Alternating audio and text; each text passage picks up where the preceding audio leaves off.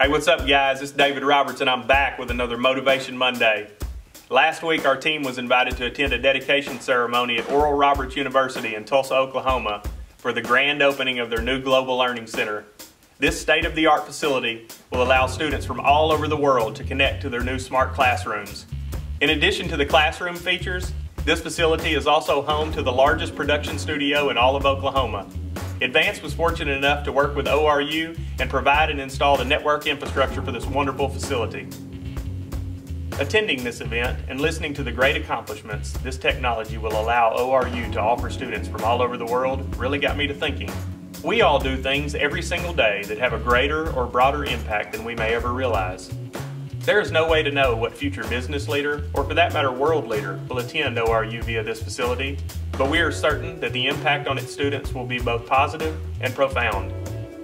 It doesn't matter your role in a project or whether it's a project at all. It doesn't matter if you're in a pre-designed leadership role or it's your very first day. Really, it doesn't even matter if we're talking about work.